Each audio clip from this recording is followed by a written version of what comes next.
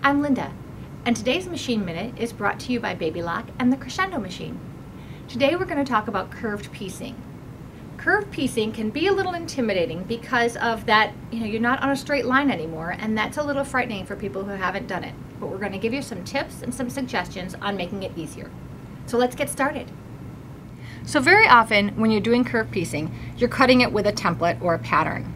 The reason is it's really hard to rotary cut the curved edge. So in this case, I've cut out my pattern, I've cut out my pieces of fabric using the template, and now I'm going to mark my dots. Marking the dots is very important because that's what you're going to be matching up as you sew. Now I've put little pin dots in my dots so that it would be easier for my lead to get through. I'm just going to make a nice small mark at those points. Make sure you do it on the bottom curve too.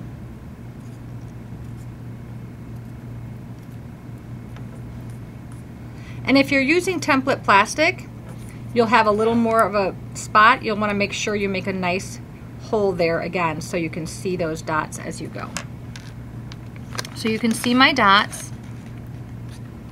You can come back in and make them a little larger, but you want to keep them fairly concise because that will help you match those seams. You can see here on the blue piece, I made my marks much larger so you can see them a little better in the camera, a little larger, but you really want to keep those dots pretty precise. Now let's talk about matching up the dots. So in the finished piece, here's how your pieces are going to match up. So in order to get that to happen, the first thing you're going to do is match your centers. I like to spear through my dots. So if you can see the dot on that side, and I speared through the dot on the blue.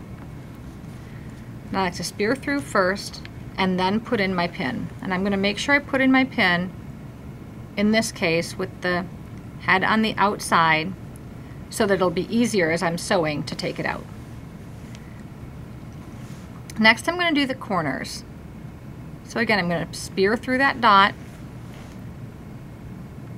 and spear through that dot. And now I'm going to make sure as I pin that, you can kind of see it's starting to take shape. And I'm going to stop stitching at that dot. Again in this corner. So now you can see how we're going to start to get that curve to match up. The nice part is when you're cutting a curve, typically you're on a bias edge, which is going to stretch a little more and form a little better. So you can see I've got my piece positioned under my presser foot. I've got the needle starting, or right under the presser foot is my dot. So I'm going to start and end right there. I'm going to take a few quick stitches at that seam, and then I'm going to start.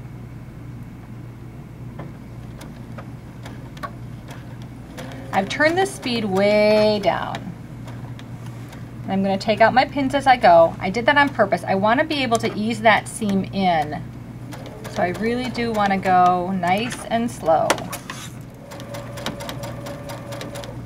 Now again, remember, I'm going to stop right at that pin, right at that dot, take a few quick stitches in place. So when we turn it, what we have is really a nice, consistent curve without pleats.